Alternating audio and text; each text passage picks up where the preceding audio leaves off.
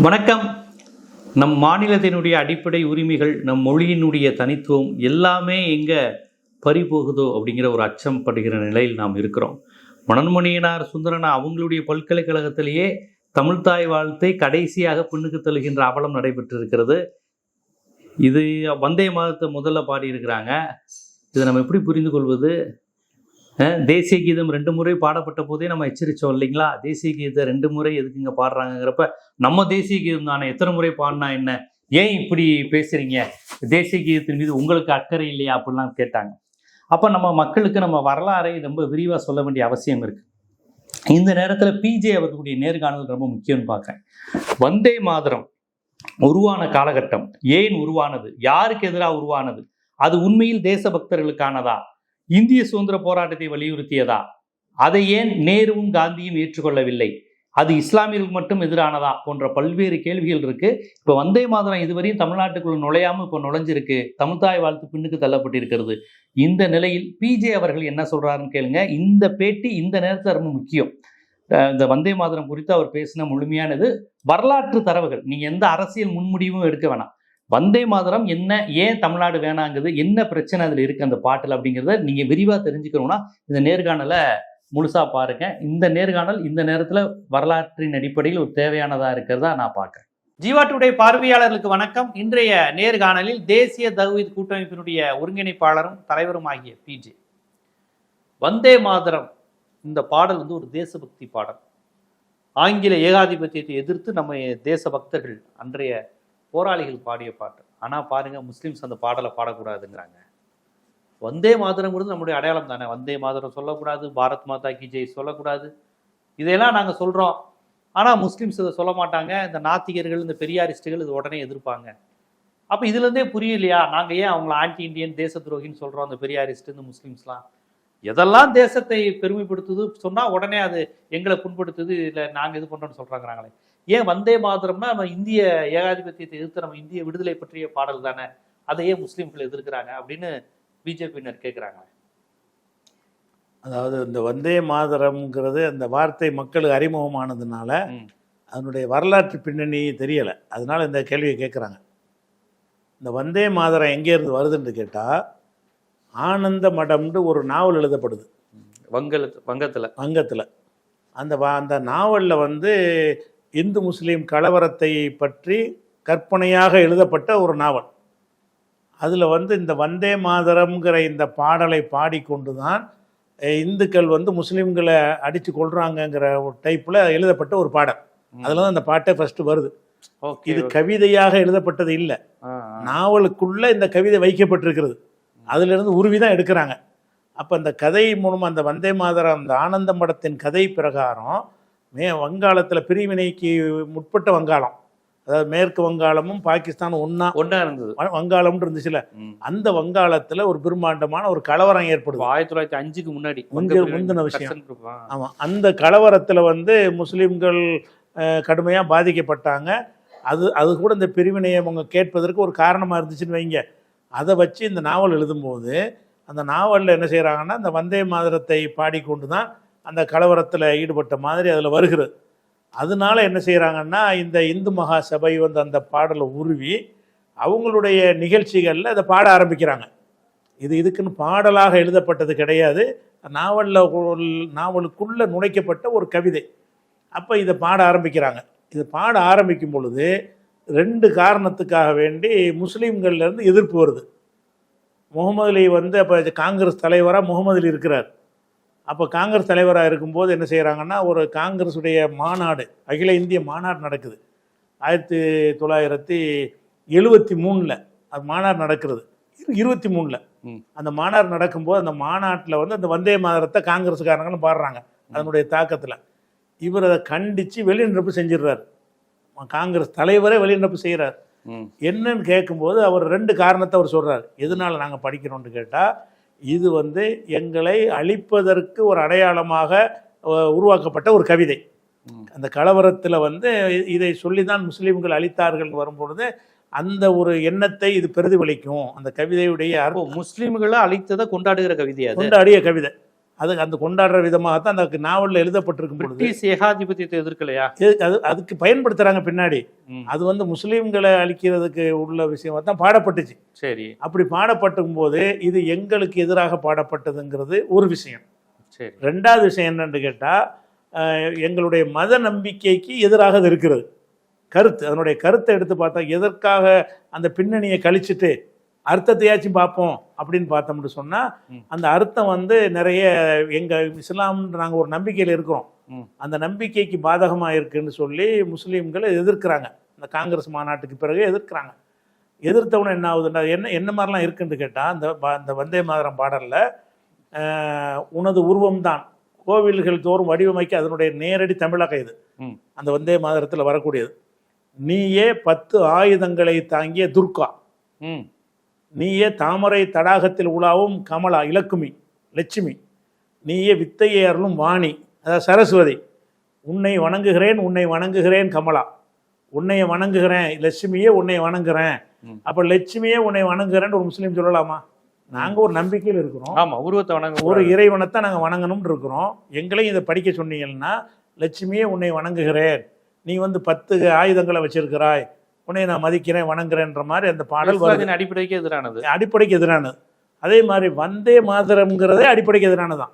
வந்தேன்னா வணங்குதல் அர்த்தம், மான்னா தாயின்னு அர்த்தம், தரம்னா பூமின்னு அர்த்தம். வந்தே மாதரம் தாய் பூமியை வணங்குகிறேன், தாய் பூமியை வணங்குகிறேன். இதை கூட என்ன செஞ்சாருன்னா, ஏஆர் ரஹ்மான் வந்து பாட்டில் ஆக்கும்போது தாய் மண்ணே வணக்கம், தாய் பூமின்னு சொல்லல, தாய் மதம் இல்லை, தாய் மண்ணு தான் சொல்றாரு, வணக்கம்ங்கிறாருல. இந்த வந்தே மாதரத்துக்கு அர்த்தத்தை அவர் ரஹ்மான் பாட்டில் பாடுறாரு, ஏஆர் ரஹ்மான், தாய் மண்ணே வணக்கம்னு. இந்த பாரதியார் இந்த பாட்டுக்கு அர்த்தம் செஞ்சு படிச்சிருக்காரு. வந்தே மாதரம் என்போம் எங்கள் மாநிலத்தாயே வணங்குதும் என்போம், அது அர்த்தத்தை சொல்றாரு அவர். வந்தே மாதரம்னா பூமியை வணங்குறோம்னு அர்த்தம். அப்போ பூமியை வணங்குறோன்ட்டு ஒரு முஸ்லீம் எப்படி சொல்லுவான்? நாங்கள் ஏன் பூமி எதுக்கு வணங்கணும்? எங்கள் நாட்டை நாங்கள் பாதுகாப்போம் பேணுவோம், எவனாவது கைப்பற்ற வந்தால் அது பற்று, அது பற்று. அதை வணங்குறதா இருந்தால் எப்படி வணங்குற? நாங்கள் ஏன் வணங்கினதை வணங்கக்கூடாது? தாய் தந்தையே வணங்கக்கூடாதுன்னு இருக்குது. எங்களுக்குன்னு ஒரு கொள்கை இருக்குது.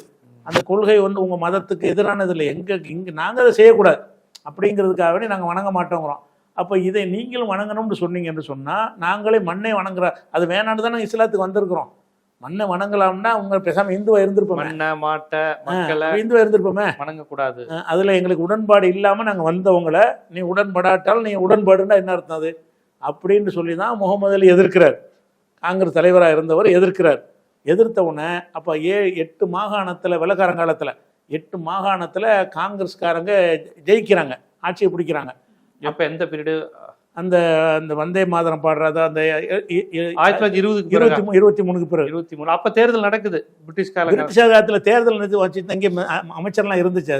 முழு காங்கிரஸ்காரங்க எங்களுக்கு பிரதிநிதித்துவம் கொடுங்க அந்த மாதிரி ஒரு தேர்தல் நடத்திக்கிட்டு தான் இருந்தான். அதில் என்ன செய்கிறாங்கன்னா 8 மாகாணத்தில் ஜெயிச்ச உடனே அப்போ நேர் என்ன செய்கிறாருன்னா 8 மாகாணங்கள்லையும் வந்து நீங்கள் முஸ்லீம்கள் அதிகமாக இருக்கிற இடங்கள்ல இதை பாடாதீங்க, முஸ்லீம்கள் இல்லாத இடத்துல இதை பாடுங்கன்ற வந்தே மாதரத்தை என்ன செய்கிறாருன்னா எல்லாரும் பாடணுங்கிற கருத்தில் இருந்தாங்க காங்கிரஸும். இது முஸ்லீம்களுடைய நம்பிக்கைக்கு எதிராக இருக்கும்போது நம்ம திணிக்கக்கூடாது அப்படின்னு சொல்லி நேர் என்ன செய்கிறாருன்னு கேட்டால், எல்லா மாகாணங்களுக்கும் முஸ்லீம் இருக்கிற பகுதியில் ஒரு நிகழ்ச்சி நடத்திங்கன்னா சாரே ஜஹான் சச்சான்னு ஒரு பாட்டு இக்பால் எழுதின பாட்டு இருக்குது. இந்த உலகத்திலே சிறந்த நாடு இந்தியான்னு சொல்லி அதில் மதம்லாம் இருக்காது. இக்பால் சாரே ஜஹான் சச்சா இந்துஸ்தான் ஹமாரான்னு சொல்லி ஒரு பாட்டு இருக்குது. அதை நீங்கள் படிங்க, உலகத்தில் சிறந்த நாடுன்னு சொல்லி. அது இரட்டை தேசிய கீதம். ஒன்று வந்தே மாதரம் வந்து இந்துக்கள் படித்தா படிச்சுக்கிறங்க, அது தடுக்கலை. முஸ்லீம்கிட்ட திணிக்காதீங்க, அவங்க சாரே ஜஹான் சச்சா படிச்சுட்டு போகிறாங்கன்னு அதை கொண்டு வர்றாரு. அப்படி கொண்டு வரும்போது நம்ம இவர் சுபாஷ் சந்திரபோஸ் உள்பட அவர் என்ன செய்கிறாருன்னு கேட்டால் நேருவை கண்டித்து கடிதம் போடுறாரு. நீங்கள் எப்படி வந்தே மாதரத்தை தேசிய கீதம் ஆக்காமல் எப்படி நீங்கள் வந்துட்டு அதை பாதி இடத்துக்கு நீங்கள் சாரே ஜஹானை கொடுக்குறீன்னு அவர் கேட்குறாரு. அவருக்கு நேரு கடிதம் எழுதுறாரு. என்ன எழுதுறாருன்னு கேட்டால், இது வந்து ஒரு மத சம்பந்தப்பட்ட ஒரு விஷயம், ஒரு மதத்தினருடைய மத நம்பிக்கை புண்படுத்தக்கூடியதை தேசிய கீதம் ஆக்குறதுங்கிறது சரியில்லை, அவங்கள வந்து என்ன சொல்லி திருப்திப்படுத்துறது நியாயமாக படலை, அதனால நான் அந்த முடிவில் உறுதியாக இருக்கேன்ட்டார். நேரு வந்து படிக்கணும் கட்டாயப்படுத்த மாட்டோன்ட்டாங்க.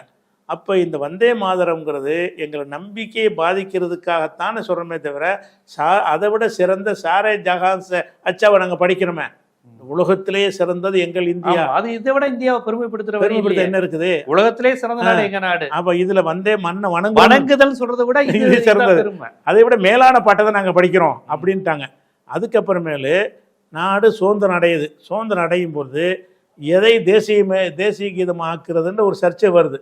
அப்போ வரும்போது இந்த காவிகள்லாம் என்ன செய்கிறாங்கன்னு கேட்டால், இந்து மகாசபைக்காரங்கள்லாம் வந்தே மாதரம் அப்படிங்கிறாங்க. முஸ்லீம்கள் சைடில் வந்து சாரே ஜஹான் சச்சா பாடணும்னு சொல்கிறாங்க தேசிய கீதமாக.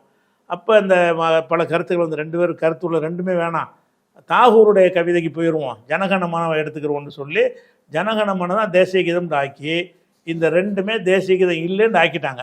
அப்போதே நீங்கள் பாட சொல்கிறீங்க. தேசிய கீதமாக இருந்து பாட சொன்னால் கூட ஒரு சட்டம் ஒரு நிர்பந்தம்னு படிச்சுட்டு போயிடலாம். ஆனால் தேசிய கீதம் இல்லைன்னு ஆயிடுச்சே. அந்த தேசிய கீதத்தை உருவாக்கும் போது 1950களில் தேசிய கீதம் உருவாக்கப்படும் பொழுது வந்தே மாதரத்தை உருவாக்குறதான்னு விவாதிக்கப்படுகிறது. சாரே ஜஹான் அச்சாங்கிற பாடலை வைக்கிறதான்னு விவாதிக்கப்படுகிறது. ரெண்டையும் விட தாகூர்லேருந்து சொல்ல போனால் தேசிய கீதத்துக்கு தகுதியற்றது தான் அது. அந்த தேசிய கீதத்தில் அந்த ஜனகணமன படிக்கிறோம்ல, அது ஜனகணமனங்கிறது வந்து வெள்ளைக்கார அரசரை புகழ்ந்து பாடின ஒரு பாட்டு தான். தேசத்துக்கு சம்பந்தம் இல்லை. ஜனகணன்னா மக்களுக்கு தலைவனே, அதிநாயக, உயர்ந்த தலைவா அப்படின்னு சொல்லி வெள்ளைக்காரனை புகழ்ந்த ஒரு படித்தது தான். இந்த பஞ்சாபு சிந்துலாம் உன்னைய புகழ்குதுன்றாரு. இந்த வெள்ளைக்காரனை திராவிட உரிமை, திராவிட உத்கல வங்கா எல்லாமே புகழுதுங்கிறாரு. எல்லாமே உன்னை தான் பாராட்டுறோன்னு சொல்லி வெள்ளை ஏகாதிபத்தியத்தை புகழ்ந்து படித்த ஒரு பாட்டு தான். ஆனாலும் கூட என்ன செஞ்சாங்க, அன்னைக்கு இருந்த மக்கள் வந்து அப்படி இருந்தாலும் இது தொலைஞ்சிட்டு போகுது, ஒரு மதத்தை திணிச்சு கலவரத்தை உண்டாக்க வேணான்னு இதை வேணான்ட்டாங்க. அதாவது அந்த ஜனகணமனங்கிறதுல ஒரு நல்ல ஒரு நாட்டை புகழ்ந்து படிக்கிற பாட்டு கிடையாது அது. இருந்தாலும் வந்தே மாதத்துக்கு இது பரவாயில்ல. பிரச்சனை காந்தி மாதிரியான தலைவர்கள் என்ன நிலைப்பாடு எடுத்தாங்க? அப்ப அவங்க எல்லாம் இருக்க போய் தானே வந்த ஜனகணமனம் ஆதரிச்சாங்க. வந்தே மாதரம் ஆதரிக்கல இல்ல ஏதோ நீக்கப்பட்ட வரிகளை ஆதரிச்சாருங்கிறாங்க. இதுல நீக்கப்பட்ட வரி ஆதரிக்கிறது நான் சொன்னல, அந்த நீக்கப்பட்ட வரி எது, இந்த துர்கா அந்த லட்சுமிங்கிறல்ல, அது நீக்கப்பட்டாலும் வந்தே மாதரமே தப்பா இருக்க. இப்ப நீக்கப்பட்டதுமே முஸ்லிம்கள் பாட முடியாது. தாய் மண்ணை வணங்குறோம் ஆரம்பிக்குது, வந்தே மாதரம்ன்றீங்களா, அதை நீக்கலையே. தாய் மண்ணை வணங்குகிறோம், உன்னை நான் கும்பிடுறோம்னு சொல்லி மண்ணை வணங்க சொல்றீங்களே. அப்ப நீக்கப்பட்டதுலையும் என்னத்து நீக்கப்பட்டிருக்குன்னா, பச்சையா இந்து தெய்வங்கள் பேர் சொல்லப்பட்டதை நீக்கியிருக்கிறாங்க, நீக்கிட்டு படிக்கலான்னு சொல்லி. ஆனா பொதுவா மண்ணை வணங்கலான்றது அந்த கருத்து நீக்கப்படலையே. எல்லா இதுலயும் ஏறமான் கூட கொஞ்சம் அதை மாத்துறாரு. அதுல இல்ல, தாய் மண்ணை வணக்கம் தான் அவர் சொல்றாரு. தாய் மண்ணை உன்னை வணங்குறேன் வணக்கம் அப்படிங்கிறாரு. அப்ப தாய் மண்ணை வணங்குறங்கிற அர்த்தத்தை தான் வந்தே மாதரத்துக்கு கொடுக்குறாங்க. இந்த வந்தே பாரத்லாம் சொல்றான்ல, வந்தே பாரத்னா இந்தியா வணங்குறோன்னு தான் அர்த்தம். ரயிலுக்கு பேர் விடுறான்ல, வந்தேங்கிறது வங்காள மொழியில வணங்குறேன்னு அர்த்தம். இது வங்காள மொழி சொல்லு இது. அப்போ வந்தே மாதரம் இதுவும் வங்காள மொழி தான், அதுவும் வங்காள மொழி தான். ஜனகணமனங்கிறது வங்காள மொழி தான், வந்தே மாதரம் என்பது வங்காள மொழி தான். அப்போ இந்த விஷயத்தை வந்து மோடி எப்படி கிளப்புறாருன்னு கேட்டால், நேரு தான் அதுக்கு தடையா நின்றார். வந்தே மாதரம் எவ்வளோ அழகான ஒரு பாடல், அதை வந்து நேரு தடையா நின்றாருங்க. தடையா தான் நின்றார். எதுக்கு தடையா நின்றாரு? அவர் மதச்சார்பற்ற ஒரு கொள்கையில் உள்ள ஒரு ஆள். அவர் எந்த மதத்துக்கு கருத்தை இன்னொரு மதத்துமே திணிக்கக்கூடாது, ஒரு மதத்தை புண்படுத்தித்தான் அது தேசபக்தியை காட்டணும் அவசியம் இல்லை அப்படிங்கிறதுக்காக தான் நேரு நினைஞ்சாரு. அதை நிறுத்த தான் சொன்னார். அது நிறுத்த சொன்னது வந்து தேசத்துக்கு எதிரானது கிடையாது, தேசத்துக்கு பாதுகாப்புனா ஒரு விஷயம், தேசத்துக்கு நன்மை நாடி அவர் செஞ்ச ஒரு ஏற்பாடு. அதை போய் பார்லிமெண்ட்ல அவர் கண்டிக்கிறார், மோடி கண்டிக்கிறார். ஜனகணமனன் உனக்கு ஒரு தேசிய கீதம் இருக்குது, அதுக்கே இந்த அவங்க பாருங்க, இந்த இதனுடைய விபரீதத்தை நீங்க விளங்குறதா இருந்தா, இந்த பாரதியார் விழா கொண்டாடுற அதே டேட்ல தான் வந்தே மாதரம் விழாவும் சேர்த்து நடத்துவாங்க. விஜில் அமைப்பு. அப்போ வந்தே மாதரம் யாருக்குரியதுன்னு விளங்குதா இல்லையா? இந்த வந்தே மாதரம் விழா இப்போ கலந்து கொண்டாடுற சீமானு, அது கூட ரெண்டுக்குமான விழா தான் அது. வந்தே மாதரம் அன்று பாரதியாருக்குரிய எல்லாமே லிங்க் ஆகுது ரெண்டுக்கு. அப்போ ரெண்டு இல்லை, அது பாரதியார் பாடல் வரியே இந்த சினிமாவில் வரும். பள்ளித்தலம் அனைத்தும் கோவில் செய்வோம், எங்கள் பாரத தேசம் என்று மாறுதட்டுவோம். பள்ளித்தலம் அனைத்தும் கோவில் செய்வோம், சிவா பாடுற மாதிரி காமிப்பாங்க. எங்கள் பாரத தேசம், பள்ளித்தலம் அனைத்தும் கோவில் செய்வோம்னா அது அர்த்தம் எனக்கு புரியல. பள்ளினா சமண பள்ளி, பௌத்த பள்ளி, இல்லைன்னா பள்ளிவாசல் முஸ்லிம்களுடைய இது. படிக்கிற இடத்தை சொல்றாரு, பள்ளிக்கூடத்தை எல்லாம் கோயிலாக்குங்கிறார். அதுவுமே ஒரு கோவில பள்ளிக்கூடம் ஆக்குறதானே புலமைப்புத்தன் பாடினாரு பின்னாடி. ஆமா, போய் பள்ளியை போய் கோயிலாக்குறாரு. படிக்கணும்னு தானே நம்ம சொல்றோம். நம்ம அப்ப நிறைய விஷயங்கள் நீங்க சொல்ற மாதிரி பாரதியார் முரண்பாடுகள் இருக்கு.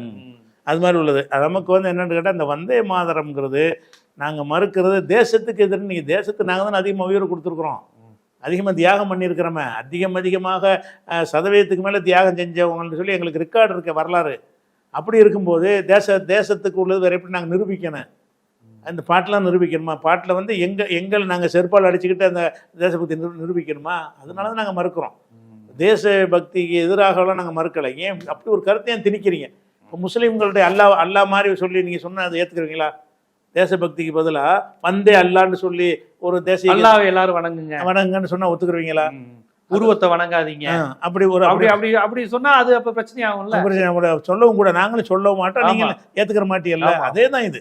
ஒரு மதத்துக்காரங்க மதத்து விஷயத்தை மதத்தோடு வச்சுக்கிறங்க. அனைவரும் பொதுன்னு வரும்போது எதுக்கு மதத்தை கலக்குறீங்க? தேசம்ங்கிற அனைவருக்கும் பொது தானே. அனைவருக்கும் பொதுவானது என்பதில் போய் ஒரு மதத்தை போய் கலக்க வேண்டிய தேவை என்ன இருக்கு? அதனால தான் என்ன செஞ்சார், நேர் சொன்ன உடனே ஜம்மியத் உலமாவுடைய தலைவர் தேவபந்திலிருந்து அவர் தெளிவாக சொன்னார், வந்தே மாதரம் பாடுற எங்கள் இஸ்லாமிய நம்பிக்கைக்கு எதிரானது, நாங்கள் பாட மாட்டோம், பாடக்கூடாதுன்னு சொல்லுவோம் அப்படின்னு அவர் டெக்ளேர் பண்ணார் மோடி சொன்ன மறுநாள். அது கரெக்டு தான். அது அவர் இன்னைக்கு சொன்னது இல்லை, அது அன்னைக்கு 1923 சொன்னது தான் அது.